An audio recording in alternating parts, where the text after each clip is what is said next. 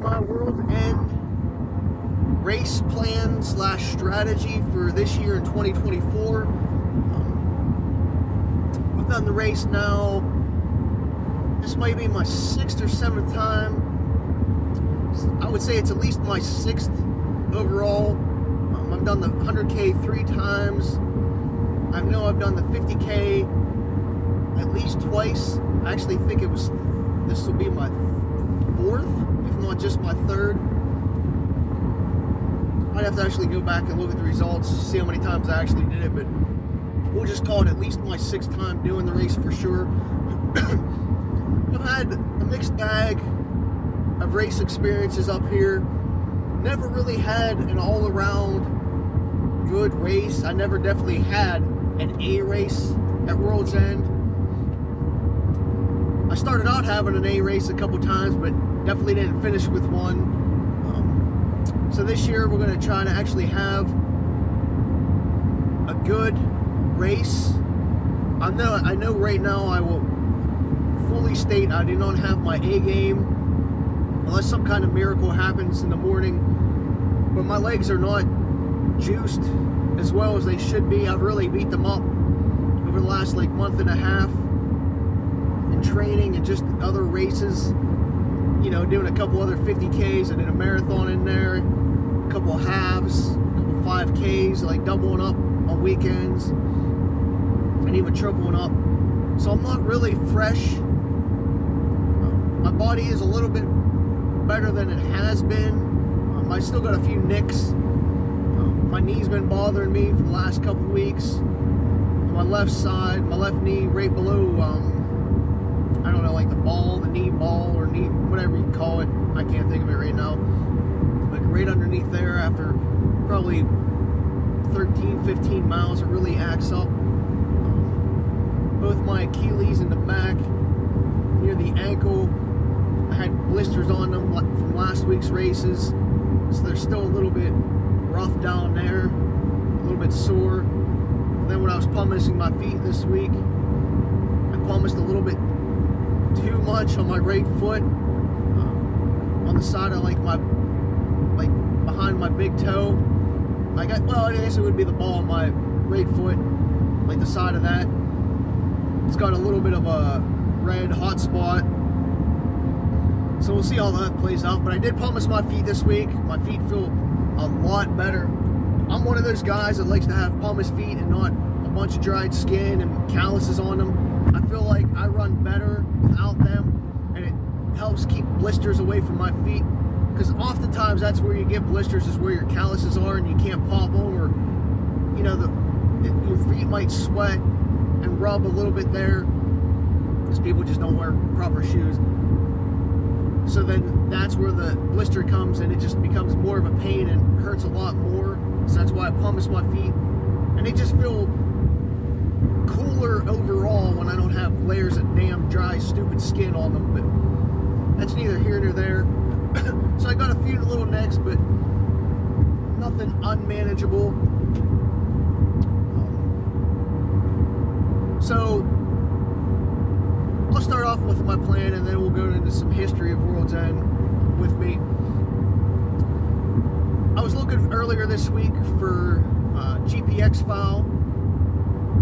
I guess I should probably, well, even though I did the 50K a couple times, I don't have a good GPX file. The first year I did it, which was my first Ultra ever, my watch at the time didn't really do elevation, so I didn't capture the elevation like it should have. That was just, you know, technology back then, what, 7-8 years ago, and me just getting in the running a lot more. I didn't have the proper watch for elevation back then. And then 2 years ago, I didn't get it because I actually missed part of the course, which I'll get to later. So I didn't have a proper GPX file for the 50K. So I was asking around this week. The ones on the website, if you upload them to Garmin Connect, it only said like 30.28 miles and like 4,034 feet, which was incorrect. It should be 31.4 miles and 5,900 feet of gain. So I asked around. I took some flack because people were like, "Oh, it's trail racing. Why do you need precise measurements and shit like that?" And you know, some people making smart-ass comments. The reason why I wanted a proper GPX file, so I go the right way, I can plan my strategy a lot better. When you have proper GPX files with elevation chart in them, more specifically for the map to go the right way, and GPX files for the hills to know how much elevation you got left on a specific hill and overall, it allows you to strategize a hell of a lot more. So if you're going up like a 1,000-foot climb like this race has, be like, all right, my legs are starting to burn. How much feet do I have left? Oh, I still got 800 left. Time to pull back a little bit more. Or maybe, hey, I only have 30 more feet to climb before I top out. All right, I can push a little bit more because I'm going to crest and then maybe go downhill or flatten out.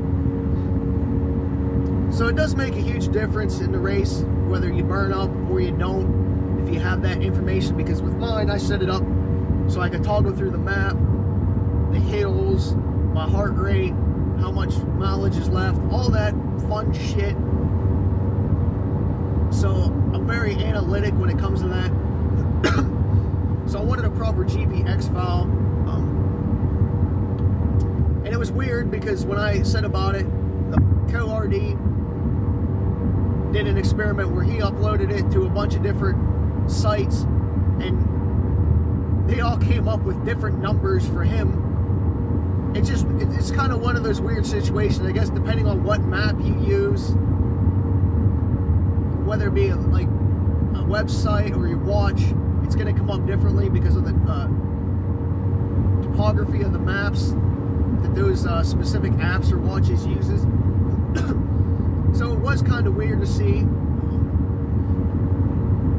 because his was off. I don't think his had more than 51 or 5,200 feet. I don't know, I ended up deleting the post after a bunch of people just kept bitching. I was like, ah, fuck it, I'm done with it. Because I also got a better GPX file off of one of my buddies who raced last year for elevation. His watch, he was wearing one of those Sanudos, and he actually had 33 point something miles and 6,000 feet of gain. And I was like, all right, but his map was correct because I put his map up against the official map, and his was correct. It read him going like side to side on a lot of the trails instead of more like a straight line, which is probably actually more accurate anyhow. So that's the one I'm more or less going to use. When I did upload, as I said, to Garmin, I didn't get the proper, I got 30.28 and that like 4,036 on the internet when I was using the website to upload. But when I put it on my watch, I still got that 30 point, I think it ended up being like 30.3 or something like that. It was a little bit more mileage, but still under what should have been. But it bumped up to like 5,000 feet of gain on the one, and then 4,700 feet of gain on the other, which is just kind of weird to me because they uploaded 2 official files online. I think Topo and Ultra Runner or something. I forget what the 2 offhand. But I think those were the 2 that they were using for the official maps, so people have a little variety. And it was just weird how when I uploaded them to my watch and not on Garmin, when they was on Garmin, they both read the same, 30.28 and 4,034 on the website, Garmin Connect. But when I uploaded them to the watch, I had that 4,700 feet and 92 again. So it's just weird how that shit works out. But we'll see. Anyway, so getting to my Pace Pro plan, I'll probably touch all this tomorrow after the race. I set it up for 5 hours. There's only been one person that's been under 5 hours. That was Reagan McCoy, who just blew the course away in 440 in 2022, one of the years that I ran it. Do I expect to be at 5 hours? Hell no. want that 5-hour mark for something to shoot for and keep me motivated throughout the race.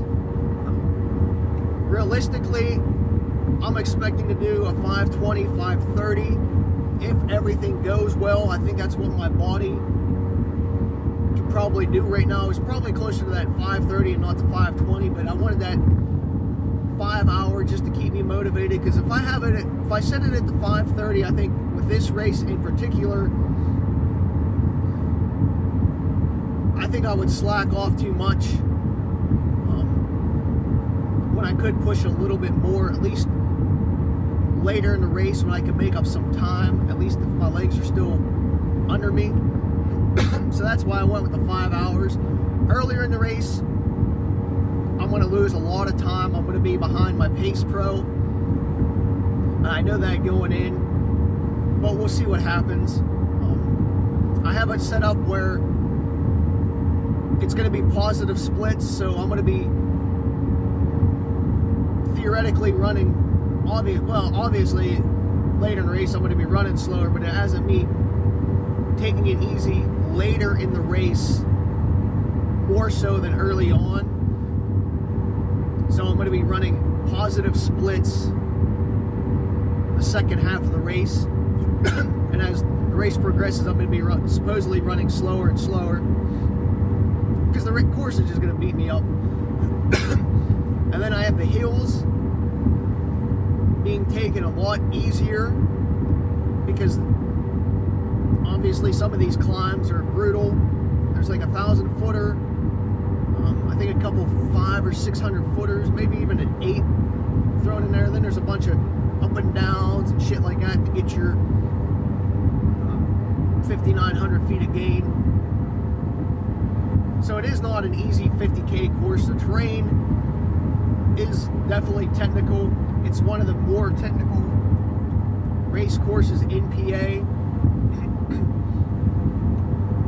So you ain't going to be able to run a lot of the, well, maybe, I don't know, 75% of the course. Even early on, I think mile 3 has that 1,000-foot climb before the first aid station. So that's a real good test. If you go out too hard, you're just going to blow up early in the race. I do know that going in from experience. And a couple of the other hills I know I'll recognize once I get to them, and some of the terrain. I know when we run along the creek, I'm looking forward to that. That's always one of my favorite spots. It's like running along a rock ledge along the creek. I think about a mile before we come back in the World's End State Park. And then I know at that World's End State Park aid station right after that, there's that huge ass climb that we go up first and then down to finish out the race. So I do remember some of it. It'll be a lot more refreshing tomorrow. So we'll see what happens. I kind of want to go out a little fast, but not redline. I just want to get out ahead of the crowd so I don't get bottlenecked once we hit the single tracks. Other than that, we'll see how it goes. Again, set it up for 5 hours, but we're going to shoot for 5:20, 5:30 range.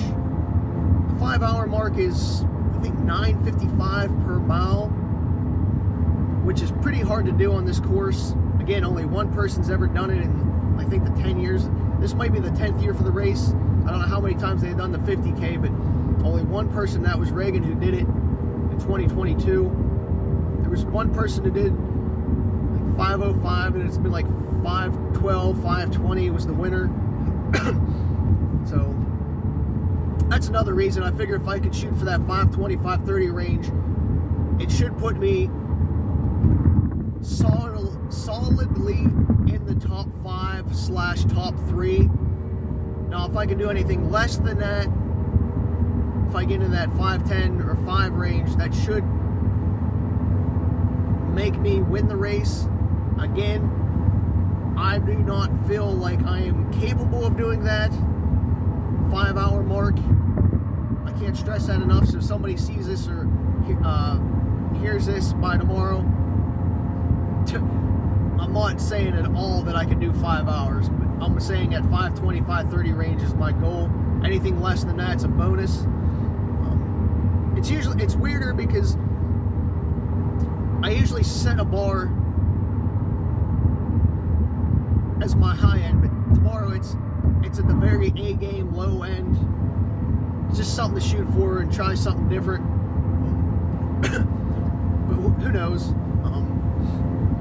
But that was why I set it up, my Pace Pro, and that's how I am planning for tomorrow. Take the hills easier, run when I can, and slow down later in the race, because it's going to get hot as well. So about mid-race, probably 9:30, it's really going to start to steam on the course. So it's really going to suck the life out of you. Whereas early on, it's supposed to be like 50-55 when we start tomorrow at 7 a.m. 100K starts at 5.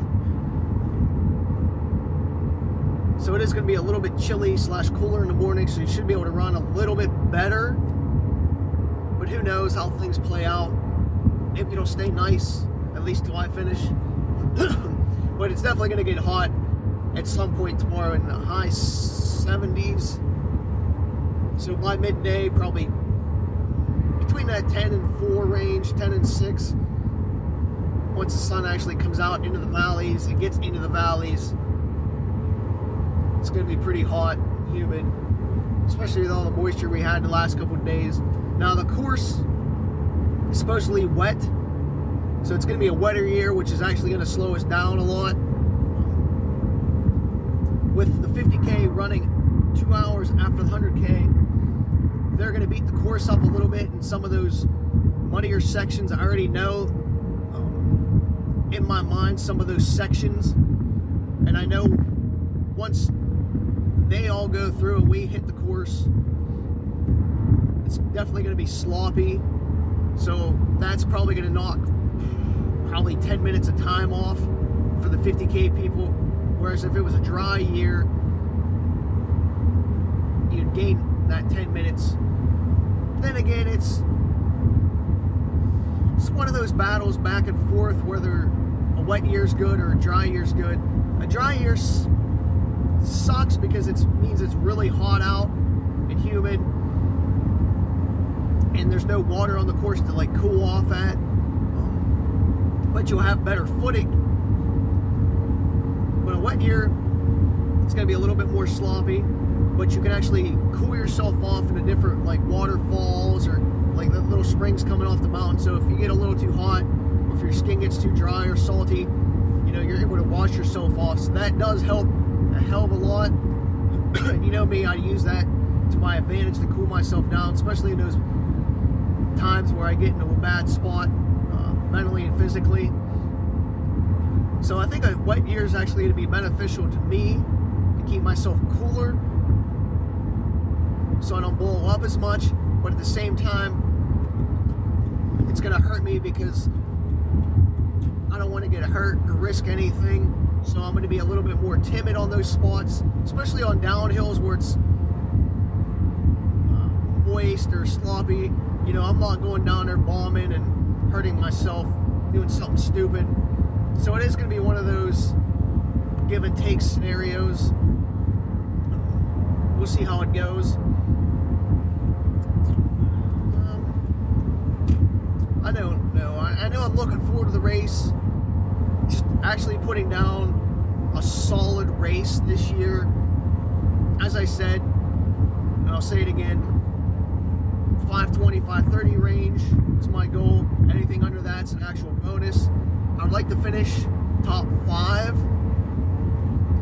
hopefully top 3, and then if everything goes right and I have my A game, everything falls into my lap, then I win it. I really don't think that's possible, but hey, you never know. I just don't think I have the legs to put down anything resembling an actual A race or a time that can win the race. But we'll see. So to get a little bit of the history of the race itself with me, again, I did the 100K 3 times now. I'll touch on that first. I did it, I think, in 2018 for the Triple Crown. I took it easy then because I just wanted to be a Triple Crown finisher. And then I did it during the COVID year where they had it in October just to get the buckle. And I want to say that was the year that it thundered and lightning during the last like 6 miles of the race. I actually teamed up with 2 other dudes at the time, and we used our headlamps. Like, we were running together as a team because it was like a complete torrential downpour. It was hard to see the flagging and stuff because the way the wind was blowing the flagging.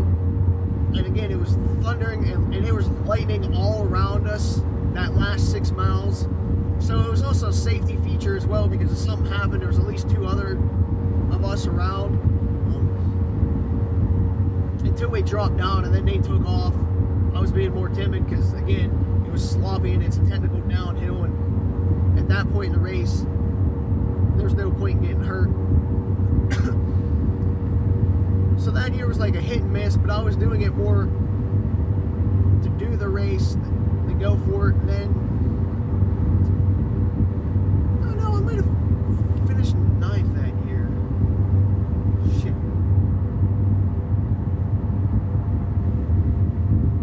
I don't know. I know one year I finished 9th overall. I was having a good race. I just didn't have anything left in me towards the end. I went too hard in the beginning. I know I got passed by a handful of people. Like mile 25 on. I'd have to look at the race recaps if I have them from those years. So I might get confused with the year I finished 9th and then the thunderstorm year. I can't remember if it was my first 100K on World's End or my second had the thunderstorms. Because they all sort of blur together, because I know it wasn't last year. Last year when I did the 100K, I was going for the Triple Crown again. I was trying to take it easy because I was, you know, doing a pretty good, solid back-to-back-to-back ultras and stuff like that. Laurel Highlands was the following week. I was battling heat stroke last year during the race, and I struggled mightily to finish that race. Because that heat stroke last year that I was having just took the ever-loving life out of me. And I finished after dark last year because of it. But it happens. But last year was just to keep myself in Triple Crown contention from all the shit that was going on and medical issues I was having. And yeah, so the 2 other years, one was a thunderstorm year and one was the year that I finished 9th. So the couple 50Ks that I've done at World's End, the first time I've done it was the first ever 50K that I've ever done.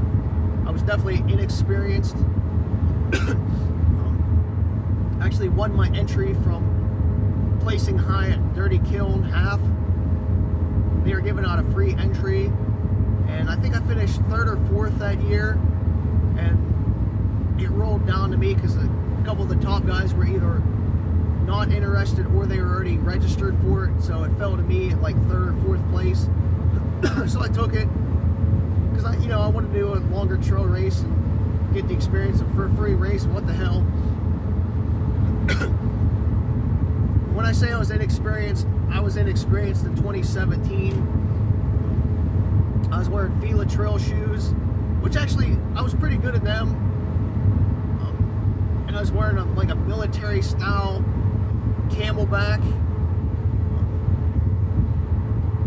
which looking back now, I mean, I would laugh at. I still think I have it in my closet. But being my first ultra, I knew it was going to be a learning curve and a new experience. And I actually did well, was doing well at the time. I was second for most of the race. I think I was even in 1st for a while, and maybe 3rd for a while. I was really in contention for at least half of the race. and I was feeling pretty good. I was actually felt like I was in really good shape, even though I didn't know how to pace myself back then. You know, I just did like Pittsburgh Marathon a couple weeks before that. I dropped a 2:58 for my first ever marathon, so I was, you know, thinking I was doing pretty good. You know, healthy and in shape and younger, spry maybe. And then somewhere after like mile 16, we were going down these big rocks, and I just happened to slip and fall and land on my camelback. I think if I didn't have the camelback, I would have smacked my head on those rocks. I mean, these were like big boulder rocks, like smooth ones. So it did save me, but it also made me get hurt a little bit. I know I tweaked my leg. I can't remember if it was my knee or my calf or ankle or whatever it was. But I struggled from there on out. I was on like a 5:15 pace at the time, and ended up finishing like 6 hours and 37 minutes, I think is what it was, or between 6:30 and 6:40, I believe is what my time was. So somehow I still managed to finish in a decent amount of time. I think it's because I had so much time in the bank early on.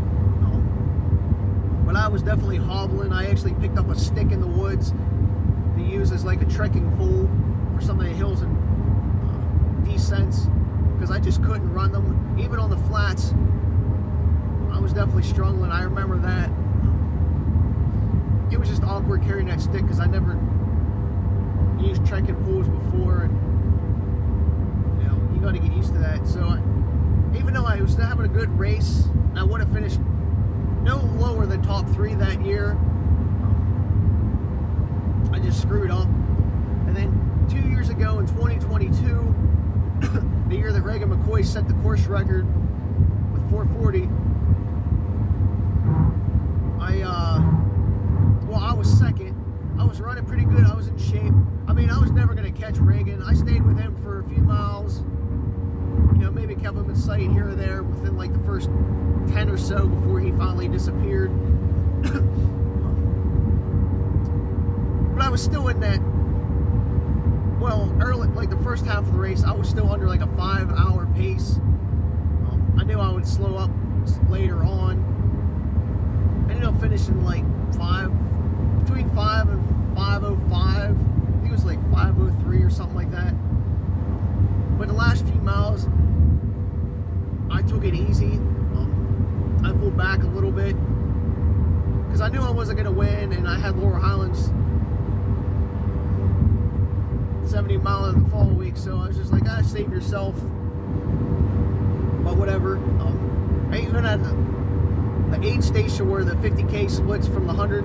I saw my buddy there, and I started talking to him, and he's like, what are you doing? I was like, I'm not going to win. I was like, I'm going to take it easy a little bit. And he's like, no, get your ass going. So I took off, even though I was there for a couple minutes. But later on, even though I did finish second at that day, a couple of days later, I actually got disqualified because here I missed 0.75 miles of the course. Not intentional. I was just following some people. What happened was, when the 50K and 100K like meet up a little bit, or you actually like start to see some of them after, say, mile 22 range. Like I know it was after the World's End aid station, and a couple miles after that. So we'll say between 22 and 25. I caught up to some 100K people and was pacing off of them and not paying attention to the flagging and just following them, and they went the wrong way as well, and they got DQ'd. It was actually the woman who finished first overall at the time who later got disqualified. I just ended up following her the wrong direction, and then some other guy, just for me not paying attention to the flagging, just following them, because I mean, I wasn't right behind them. They might have been I don't know, just a couple seconds, so I could see which way they were going, and me watching my footing, I just happened to miss it, because I believe also there was a tree down, from what I was told, but you could see the flagging on the other side of the tree. I don't know.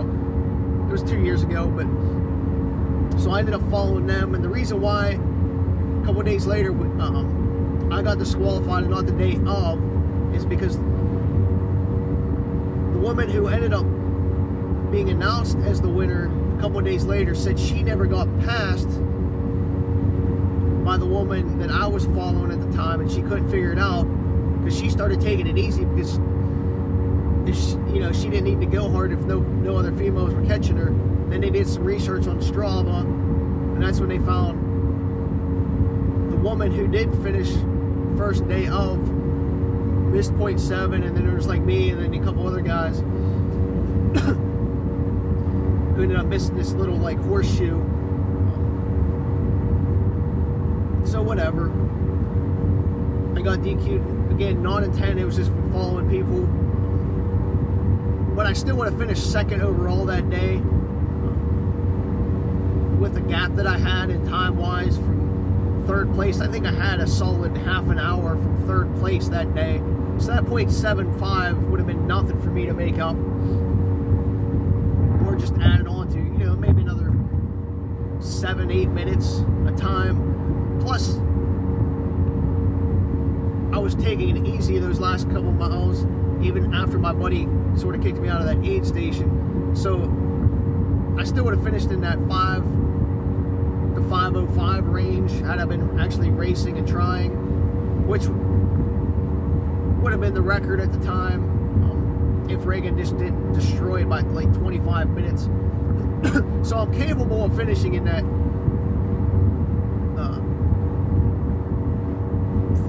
under 5:20 range, but I was definitely in better shape, I think, back then than I am now, where health-wise, endurance, well, leg-wise. So that's sort of my history of World's End. So that's why tomorrow I'm hoping to just have a good race, come home healthy, not get hurt, no blisters, no scraped up knees, no falling, no injuries, no aggravation. We'll see how that goes. I am testing out 2 things tomorrow. My Speed Goat 3 waist belt. I got it the other week, last week. I wanted something that could hold 2 20-ounce bottles without a vest, so that's why I'm going with this. The vest just makes me too hot and then I'm chafing. So I'm trying to prevent that with this waist belt. We'll see how it goes. I ran with it once, but it felt like I couldn't keep it tight enough, and it just kept hitting my ass and pulling me back a little bit, like the weight just didn't feel right. I guess the way gravity shook the bottles as well, because the bottles are more straight up. So every time you'd like bounce a little bit, the water would just slosh up and down, so like the 20 ounces would just bounce up and down a little bit more compared to like a vest, where those soft flasks don't have that air gap in them, so they stay a little bit tighter to your body because the vest cinches down a little bit more. So there's like the centrifugal whatever force from those bottles, I definitely can feel it wearing a waist belt, but it's going to be too hot to wear a shirt tomorrow, and I need more hydration with me than just my 2 9-ounce bottles that I would take for my naked belt. Plus it allows me to skip the first couple aid stations, and I can carry a little bit more. I did try my naked belt with the 2 20 ounces, but it just pokes out too much and stretches it, where it's not really as comfortable, and it doesn't stay tight on my body as much because there's like air gaps around my waist from those bigger bottles. And I don't use soft flasks in my naked belt because they just bounce around too much and don't stay tight. So that's why I wanted this, because even though these bounce, the soft flasks in my naked belt are way worse, and it's like having a spare tire around your waist bounce wise. And then I'm wearing the Under Armour ISO Chill compression shorts. I wore them last week in Path of the Flood. I liked them, and I thought they kept my groin area and lower back a little bit cooler because it's a little bit more breathable, but I'm not too sure about the compression itself. I feel it lacks a little bit compression wise, but I was kind of the Floods a rail trail, so I wasn't really running on anything too hard where my legs are gonna get tight or tired, so I needed to test them out this week to see if I can wear them next week for more Highlands. Could be a mistake because my legs could get a lot tireder from wearing them instead of my 2XU shorts, which I ripped holes in the crotch of my two good ones, and I can't spend $100 on a new pair, so I got these for like 50 bucks in hopes that the compression is good enough and they keep me a little bit cooler, because my 2XUs do keep my legs a little bit hotter. Well, I would say a lot hotter, especially in the sun, because of the thicker material.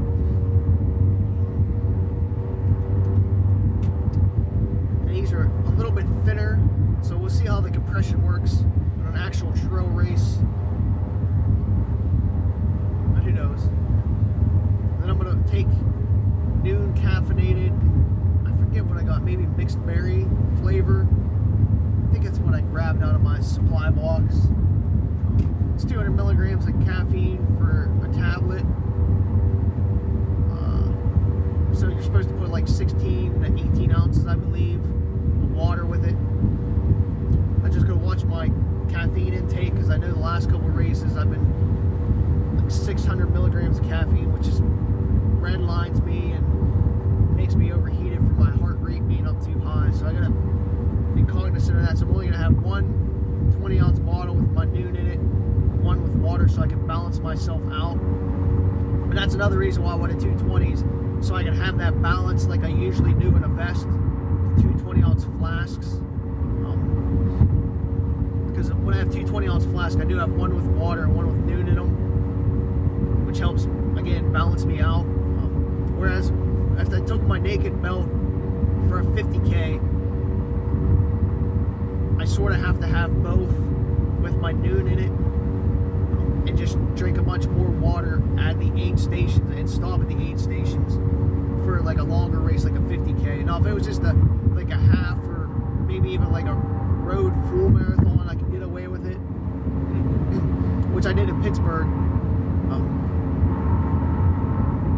I think I took, yeah, but like a trail race like World's End, I need two 20s, because a lot of things can happen in between aid stations, especially with the weather, and I need to make sure my body stays in check. And even if I get too overheated, I don't have to worry about splashing myself in a creek either. I can use that water just to like wash myself off, or cool, put it on my hat or splash my face. So that's another benefit of that. And I'm not going to be worried about running out. Oh, I should run out between aid stations of like 40 ounces of hydration, theoretically, because what the most might be 6 miles or something. I know there's 6 aid stations for the 50K. There's a couple shorter ones like 19 and 22 are one, and then I think 25 or 27. I think but there's like what, 4.3. And I think maybe 11, so that's your big gap. So I shouldn't run out, at least early on, because I won't need as much. Be wearing the prayer guns tomorrow, Sauconys. I think I got the 13s for tomorrow. I'll take music, wear my mission hat so it keeps me cooler.